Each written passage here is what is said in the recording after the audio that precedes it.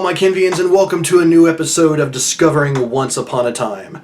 Yes, as you can tell from the shorter hair on the sides and overall at least slightly less scruffiness, it has been a little while since I recorded. I know at the end of the previous video I said, yeah, I'm going to watch the next one tomorrow when I'm not as tired.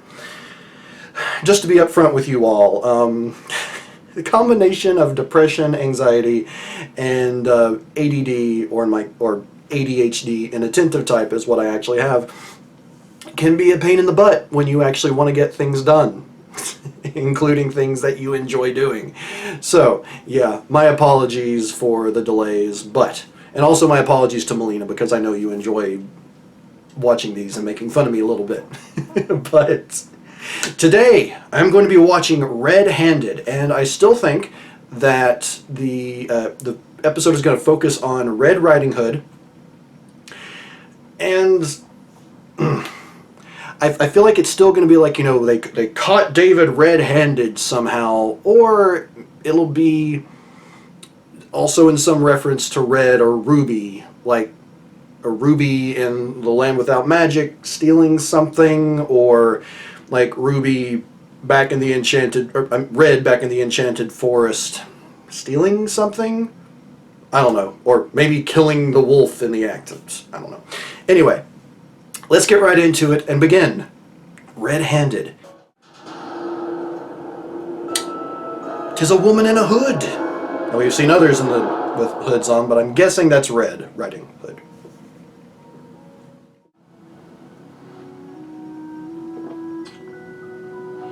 Okay, that's adorable.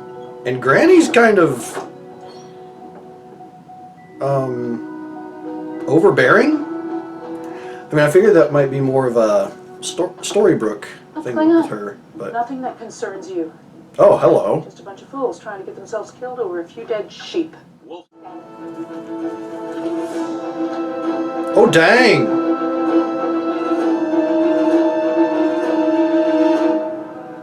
Didn't expect that. That was humiliating. I want you to start. Did you get any sleep at all last night? I'll sleep with the trolls in the afterlife. I'll get the Okay, sugar. she's overbearing, but she's a badass. Chickens alone. Yes, ma'am. Hi, Peter. I'm sorry, I can go. Oh. Are you stealing our eggs? Snow. Not a lot. Margaret. Oh, no. Mary. Mary. Then Mary. Come on.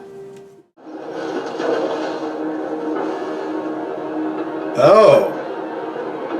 Well, the water's tainted. I'm gonna guess that Red doesn't exactly drive the wolf away. On my arm, and I moved away.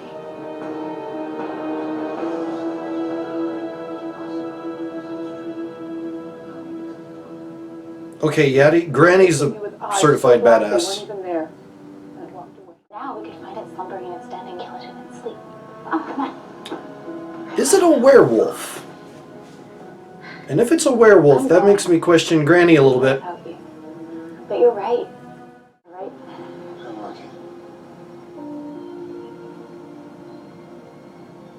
David? What's wrong with David? David! David! And wolf? Red. What kind of monster is this? Werewolf. And Granny might be one too. Uh-oh. Those men, they died. Or no, wait. If I did that, Forget the Granny stayed up all past. night. It is the future. She was still awake. Oh, No, God. Peter. I'm live. There's either two of them or Granny's the big bad wolf. During the wolf's time, and I know where to get rope. Is also human. Oh, God, it is Granny. He won't hurt her. She's got him tied up. He's tied up? Oh, that poor boy. Oh, no. no, Red, it's me. Don't, please. What? No, No. no. No.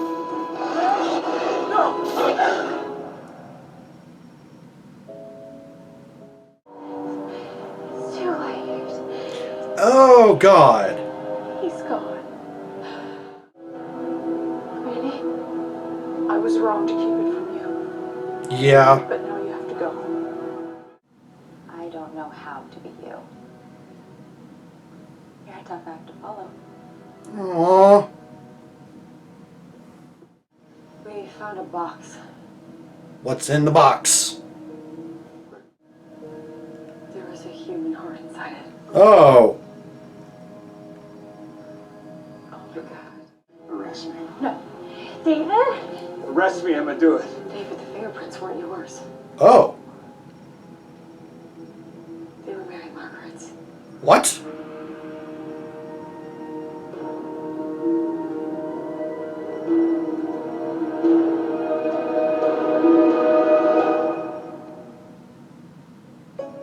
The hell?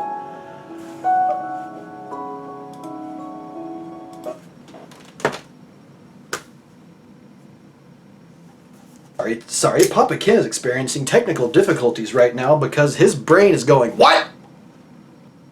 So yeah, after the previous episode being a bit of a letdown, I've been saying I wanted to know more about Ruby and Red and Granny.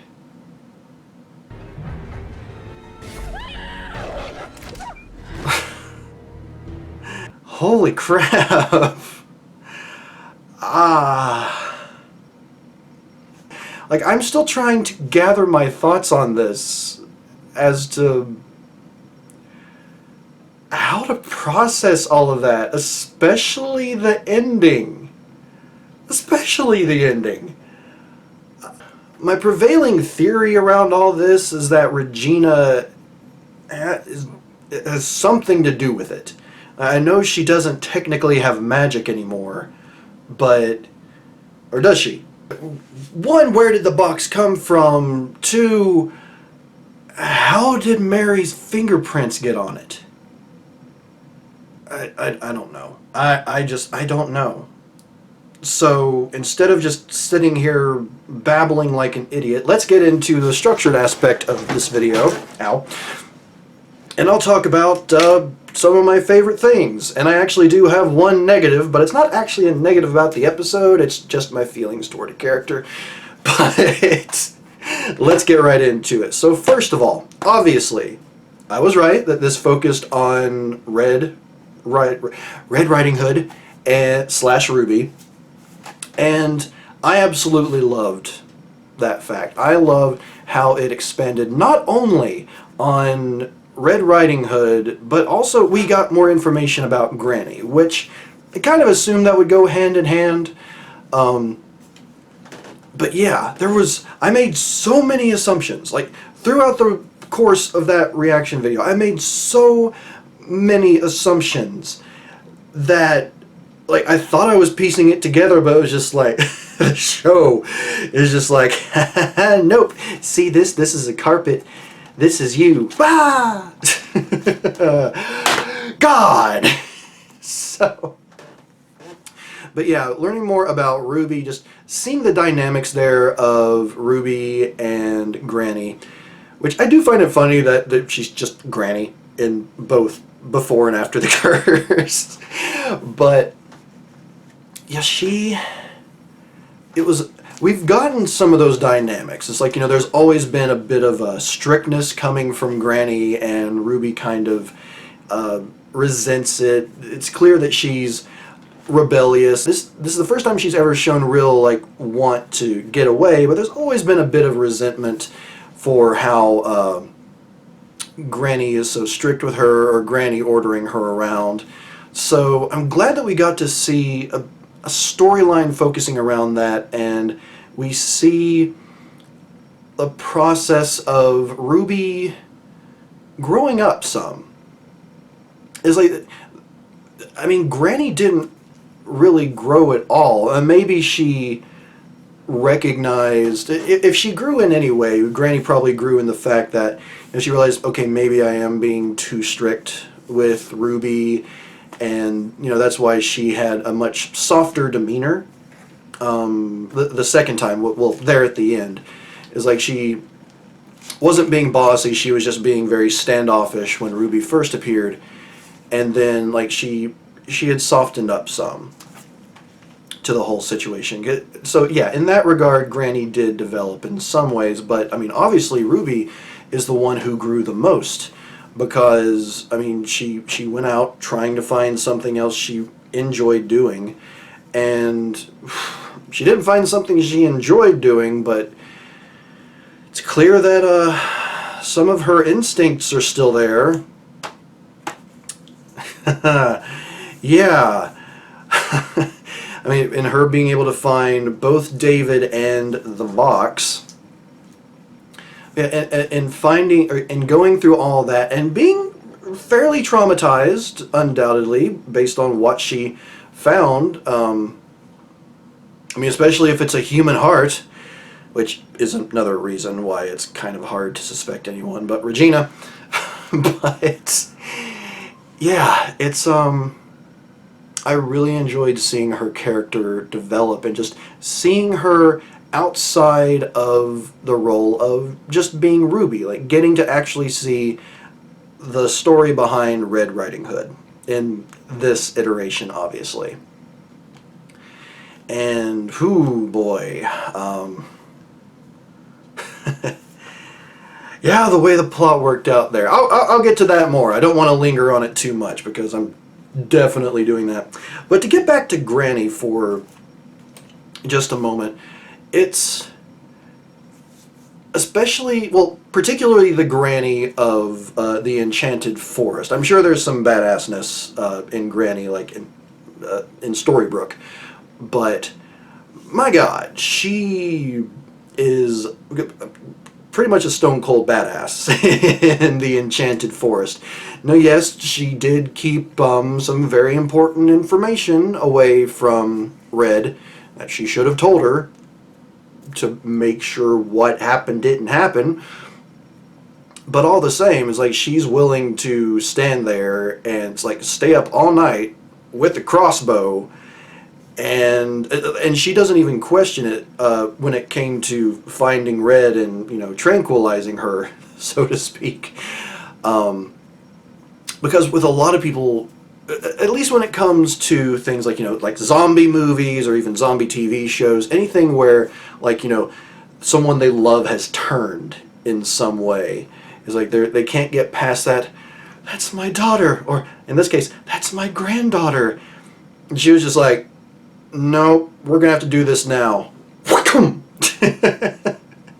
So yeah, that was Granny's a badass, without a doubt, especially with that freaking huge scar.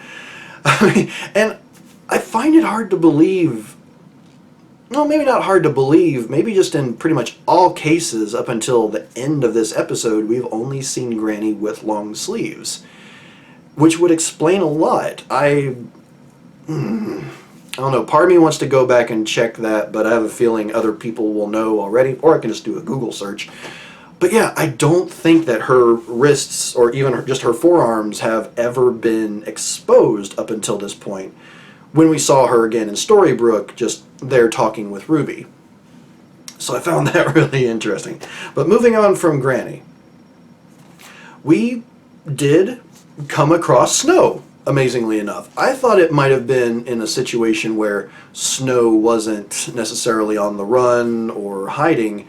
I thought it may have just been a deal where, like, Snow and Red were childhood friends, and, you know, as a princess, Snow did something for her. But no. This is after the death of Leopold, and after Regina came to power, clearly.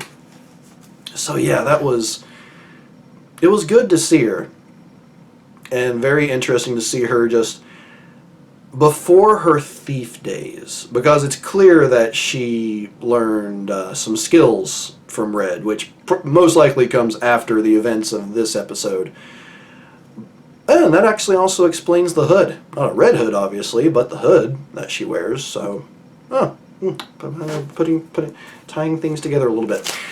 But yeah, getting to see Snow and the origin, so to speak, because, I mean, obviously they wrote this episode later in the season, but, like, you know, just giving us an origin of where Mary Margaret came from. I do like that she went with Margaret first. It's like, Margaret, Mary. And actually, I can't remember if Red ever referred to Snow as Snow, or if both her and Granny just called her Mary the entire time. I have to go back and check that. But again, I'm sure one of you all will tell me. But moving on from there, we come to my one and only real negative of this entire episode. And that would be Dr. Whale. Dear God. Dr. Whale is such a creeper. Or how did Ruby refer to him? As a lech? That might be right. Yeah, that was... whenever he's just being a doctor, I mean, he's alright. He's alright. He does just fine, but in general, like, as a person, that character is not a good guy. Not a good guy at all. Which blows my mind even more that Mary, at the very least, had drinks with him. Possibly kind of went on a second date with him. Yeah, the guy's just creepy. He's a creeper and a half. But again, that was my only real negative of this episode.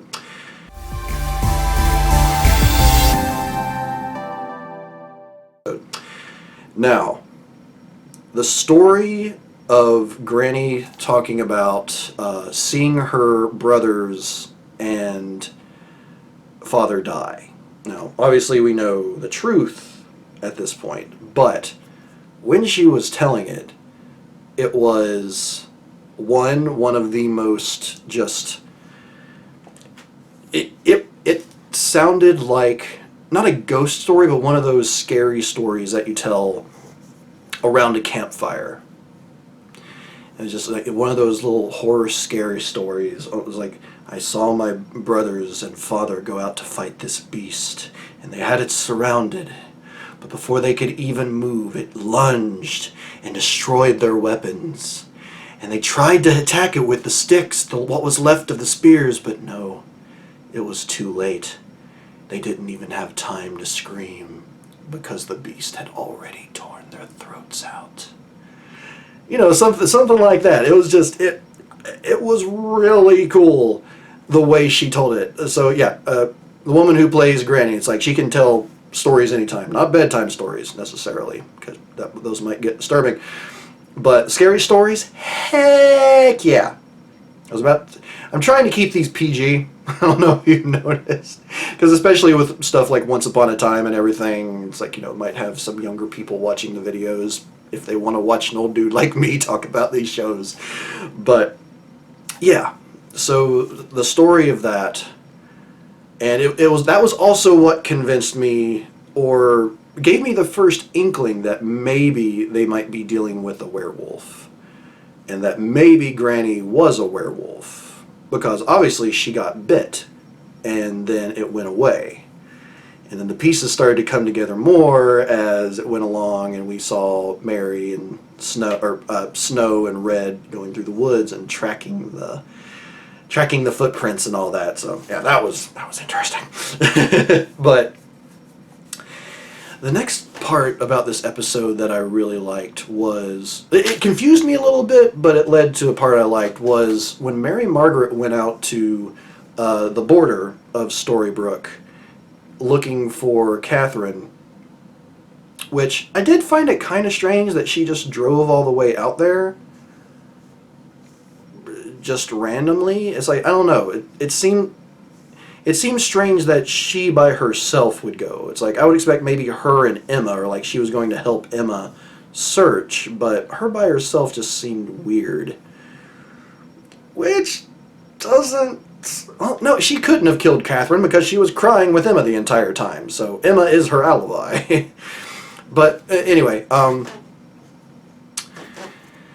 then she came upon David, and that was just a bizarre, surreal moment, and it makes me wonder if it's like the curse trying to slap down hard on David again, or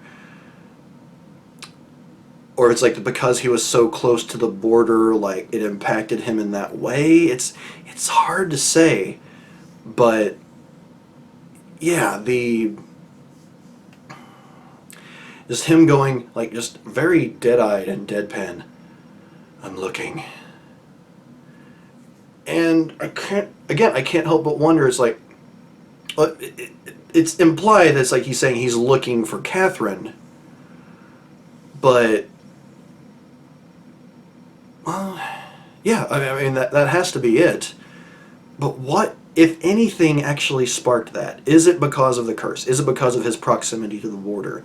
Does that get explained? It's like, if it doesn't get explained, then it's okay to tell me that. But if it does, I'm really interested to find out, and I hope they reveal what's going on with him sometime soon.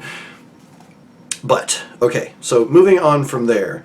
Well, I already talked about Ruby and her taking up the role as secretary, but it was really cool to just see Ruby like lighten up. It's like, she always seemed so she hated her job, or it seemed like she hated her job, and she went to something else that still kind of doing, well, as it's mentioned in the episode, but still basically doing kind of the same role, but it was something different at the time, or it was at least at a different place, so it did give her that little spark of joy, and I like that. I like that it gave her that little spark of joy that led to her trying other things, and especially Emma saying, it's like, you're going to come with me and help me, because, as Henry said, she can do more, because she's Red Riding Hood.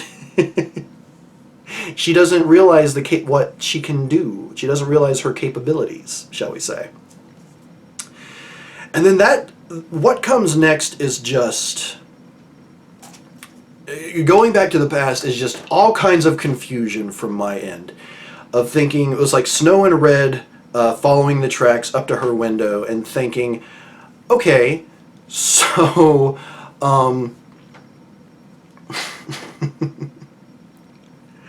so Peter's the wolf, or so I thought, or maybe, again, because, I mean, they made the connection that's like, the feet were transforming from paws into like half foot, half claw, and then to just boots. So again, it was clear at that point it was a werewolf, and since Granny had gotten bit, it was just like, oh, what if Granny is also a wolf? And Peter's not. So at that point, I was just like, okay, so Peter's not, and Granny's going to come out, and she's going to be angry and try to take Red back to the house in wolf form. What I was not in any way expecting, in any way, was Red being the wolf.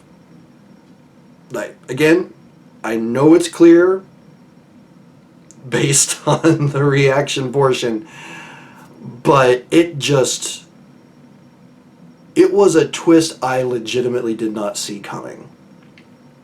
That was an M. Night Shyamalan back in the day before we had a term for surprises that came from M. Night Shyamalan.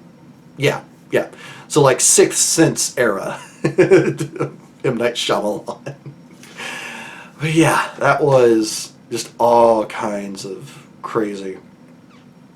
And then I am actually curious if they're going to give us an explanation, or we'll see what happens between like the end of that episode and when Snow goes off doing her own thing and Red's living on her own. Like, again, I'm guessing that Red possibly trains Snow in a way because of how she ends up being really good at thievery and all that. And I'm also curious to know, it's like, since Red has that curse, it was like, yeah, as long as she's wearing the robe or the hood, then she won't transform. But is there a point that we'll actually see in which she comes back to be with Granny? Because obviously Granny and Red were together in the first episode at the meeting of the fairy tale characters to try and figure out how to stop the curse or what they could do to escape the curse. So yeah, it's a lot of holes to fill. Not a plot hole in the pop culture sense, but just a lot of holes in the plot that I'm waiting on to be filled, or hoping will be filled. Yes.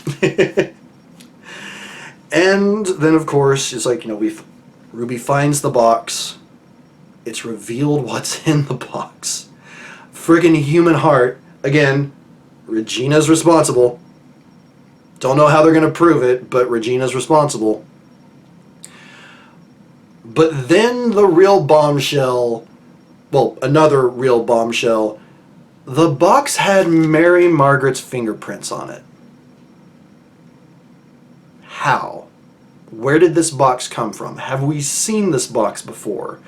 It looked kind of antique-y, so did it come from Mr. Gold's shop? Has Mary Margaret been in Mr. Gold's shop? If she has, like, maybe she touched it. Maybe it's like an Easter egg or something like that. Or, like, you go back and watch an old episode, you see her, like, touching the box, something like that. I don't know.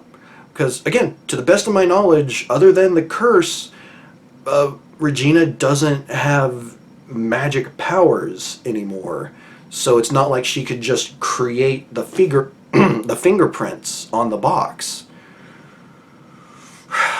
So yeah, I don't know. I don't know.